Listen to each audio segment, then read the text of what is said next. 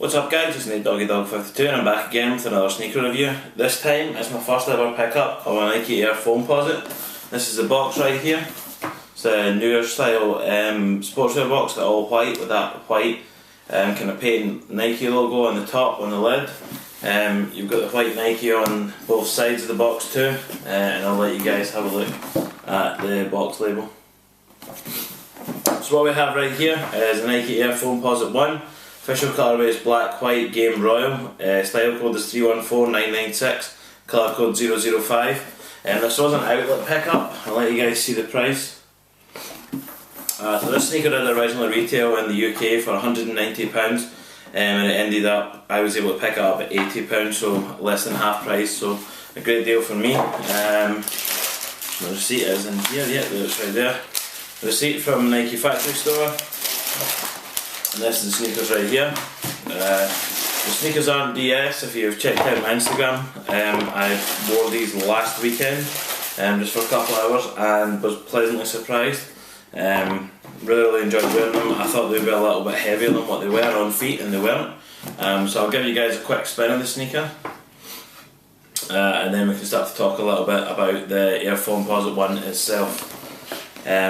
So the Nike Air Foamposite 1, the inspiration behind this shoe was actually from a beetle, like a little bug, and the shoe was designed by legendary designer Eric Ava. So if some of you guys don't know, he is the gentleman who designed this shoe, along with the Kobe line. He's done most, if not all, of them, and he helped out on the Huarache line as well. I'm sure it was the Flight Huarache he helped out on. So the mould itself on this sneaker actually starts off that Nike couldn't find anyone who was willing to make it. They just found that no one could physically make it for them. It wasn't until they hooked up with car manufacturer Daewoo. They were the guys who helped make this shoe happen, which is kind of crazy to think that a car manufacturer and a sneaker company would come together and then make a shoe. Seems crazy, but that's how the Foamposite 1 came about. Interestingly enough, the original mould to make this shoe, as I said earlier, it does start off as a liquid and is then poured into a mould and allowed to set. The optimal temperature is between 130 and 175 degrees centigrade, but the mix should be heated up to and then poured into the mould. The original mould was thought to cost between $500,000 and $750,000, again, which would probably explain the price tag on them. And then it would probably explain the jump up in price when these sneakers were retroed, purely from the point of they would have to create these moulds again. They would have to buy the moulds and then they would have to produce the sneakers, which everyone thought these sneakers were too futuristic and would never take off and things like that. Lo and behold, almost every sneaker now is synthetic materials, which is what this guy is. It's the polyurethane upper. Again, this really was a trendsetter in so many ways. Again, somewhat like the Jordan 1, this being the Foamposite 1, it does have a similar story, being that it wasn't allowed to be on court, and it kind of is a cool story that Nike are telling about a new pack that they're launching this year. So basically what happened is the royal colourway of the Foamposite 1 was the colourway, the launch colourway. It was also the colourway that Penny Hardaway was going to wear on court. However, as the Magic's uniform had black in it as well, with the uniform policy still being reasonably strict at that point, he basically just got a Sharpie and coloured in the grooves here, and essentially made the all royal sneaker royal and black with black detailing on it. Again, something that Nike always tends to do is releases really cool sneakers where the story attaches itself to the colourway, and it's really sort of nostalgia sneaker. So by doing that, they're launching the Sharpie pack later this year, and it will be the Foamposite 1 with those lines kind of coloured in black. Those little indentations on the upper will be coloured in black, along with the Penny 6 in that sort of Orlando Magic colour with the white, grey, black, and the old royal blue colour. So that's super exciting. Penny Hardaway had white Foamposites 15 years ago. Again, those just released last year in a pack as well. They were called the Shooting Stars pack. Foamposites have been a crazy shoe going throughout that someone was willing to trade their car for. The Foamposite 1 Galaxy was really the one that put the Foamposite on the map. Certainly to myself, it wasn't something that I'd looked at, and it wasn't really available very well. in Europe. It wasn't something that was super popular, it wasn't something that had great availability. Since then there's been some very, very dope colourways released. The All Volt Foamposite Pro, very, very dope. It was debuted on Christmas Day by none other than LA Lakers' Nick Young. That's a very cool colourway and certainly something that I would love to pick up in the future. If I can find it in a factory or an outlet store or something like that, I would certainly look to pick that up. The Yeezy colourway was very cool as well. The Gym Red was very dope as well. But I've heard so many different things about foams coming up. I've heard there's going to be like a Gucci style one. I've heard there's a grey suede. I've heard the Gone Fishing just today.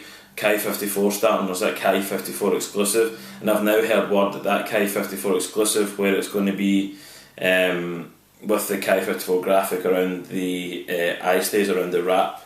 Essentially, that will launch on Black Friday. The iridescent Foamposite one will launch on Black Friday. So if that's to be true, I would certainly consider picking that one up. But the one Foamposite that I would love to pick up more than any is 100% the NYX foams.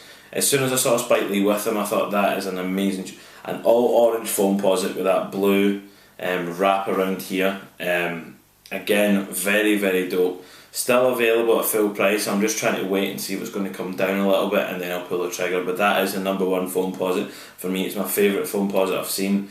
The All-Star one from this year was very dope also, but the prices right now on that are insane. To get something in my size, you're looking at least £600.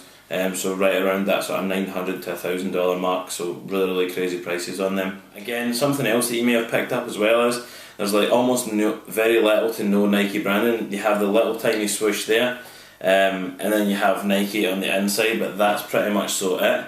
Interestingly enough, although it does have Penny Hardaway's 1 cent logo both on the back, at the top of the tongue and on the outsole, this shoe originally wasn't designed for Penny Hardaway. It was originally thought to be designed, or believed to be designed, so legend says, for Scottie Pippen. But what happened was basically Penny Hardaway was having a meeting with Eric Avar at that time. Eric Avar had a bag with him with samples in it. Penny Hardaway was curious and basically looked in and saw a sample version of this shoe and was like, I want them. And that's basically how these are now known as Penny Hardaway's shoe, and not for Scottie Pippen, which is kind of an interesting story.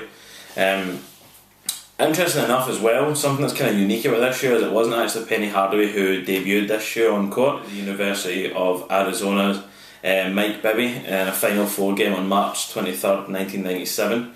Penny Hardaway would then go on to wear it a few days later, playing for the Orlando Magic.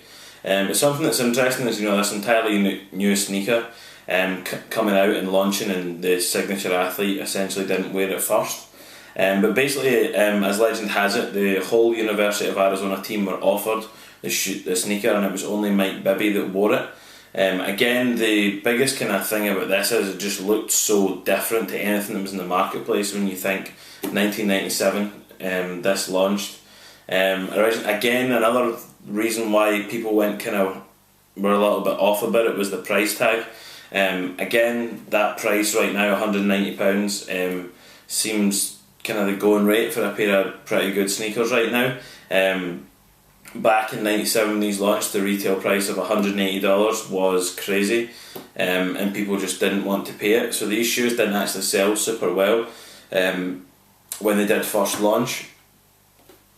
And then the year later, the Foamposite Pro dropped, which was essentially trying to put a little bit more Nike branding. So you have the big swoosh right here, as well as the sort of mini swoosh on the eye stay, on the wrap around the eye stay. So this particular colourway has been nicknamed the Concord, although technically it probably shouldn't be, because anyone who knows, the Air Jordan 11 Concord is actually called the Concord because of the purple pods on the outsole, is the shade is Concord, whereas this is Game Royal. So technically it should just essentially be the black and white Foamposites, but the black and white is more synonymous. Well, kind of black painting material, white flat is more sort of synonymous with the Concord colourway. Again, the sneaker at the time was pretty revolutionary, full length zoom on here, and then one of the shoes again that was to feature that really aggressive carbon fibre plate to give you great torsional rigidity, which means basically the shoe won't flex from heel to toe going oppositely, diagonally, it won't flex. A very, very robust shoe, and something that, to be honest, NBA players still actually wear this shoe on court, and none more so than the Morris twins of the Phoenix Suns. Regularly, in games that I personally watched, I must have saw at least 6 different colourways of these. And I'm super, super happy to have my first pair of Foamposites. I was totally undecided about them. I tried them on 11.5, and they were a little bit neat, and I thought, oh god, these are so small. I finally got to try on a size 12, and when I saw these were the ones that I thought, do you know what, I really kind of want to get involved with foams. So these were actually my second pair. I got my Foamposite 1 second, and I got the Foamposite Pros, which will be in another video. They were my first pair of foams actually. But I'm super, super happy to have them. It's a great, great shoe to add to the collection. Again, right around that time where translucent soles was kind of one of the premier offerings that you could get in terms of traction. It does have this herringbone transition from the forefoot right through to the heel, and it has that 1 cent logo for Penny Hardaway. So having watched some reviews on these, the shoe is very, very good, so I'm led to believe, in terms of north-south, back and forth directional traction, but in terms of horizontal traction or going side to side, it's where it really lacks, which tends to be where herringbone tends to lack. The reason being, the shoe is just so robust it almost prevents you from moving, which is great in terms of preventing injuries and things like that, because it will hold your foot steady and you can't really move. Although when you're really trying to move, you want the shoe to somewhat move with you. Enough about them. Foamposite 1 Concord, let's pop it on feet and let you guys see how it looks.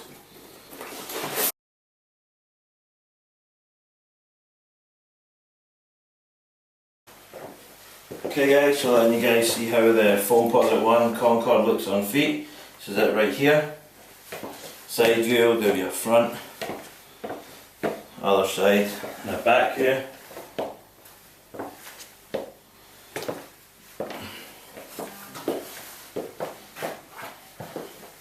Very, very dope sneaker, very, very cool on feet.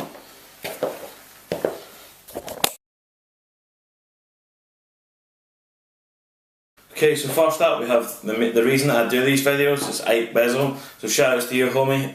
You're the guy that told me a few years ago now, just go ahead and do it. Shout outs to the homie, the big brother, the sneaker fam, Jumpman Bostic over there in Detroit. Again, support everything that you do, and I'm super, super happy to see you going from success to success. Hess Kicks, shout outs to you and your wife. I know you're expecting a little Hess this December, so again, I love to check out your channel. Nightwing2303, again the king of performance sneaker reviews. Kick Genius, again these two young guys have really do fantastic performance reviews as well, and again if you're ever unsure, check out their channel or Nightwings. Zaya X, again someone who I've tuned into a long, long time. Again, I always love to check out his content. That's Sugar Katie, always interesting to check out her channel, Just for Kicks 212. Always good to check in for some retro Nike basketball sneakers, always good to have a look at his channel. The Real Rare A20, Street Gear NYC, the store over there in New York. Nice Kicks, the store in Austin, Texas.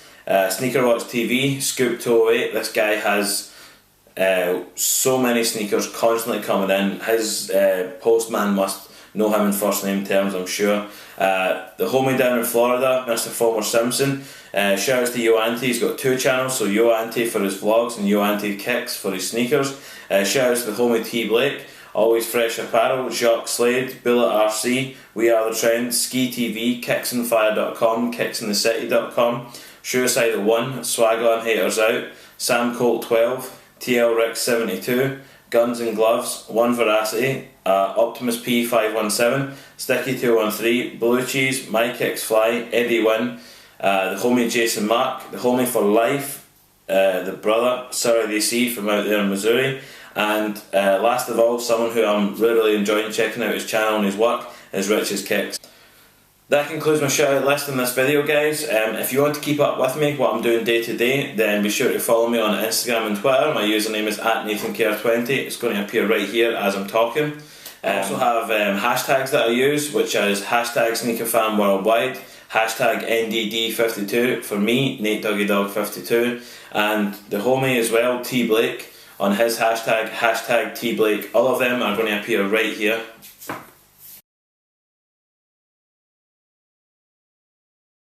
Okay guys, so that brings me to the final part of this video. I'll give one last spin around of the Air Foamposite 1 in this black, white and game royal colourway. If you have enjoyed this video, then please do like, comment and subscribe to the channel. Be sure to check out previous videos for some of my back catalogue on videos, and subscribe in order to not miss any future content. This has been Nate Doggy Dog 52 on my first ever Foamposite video. Peace.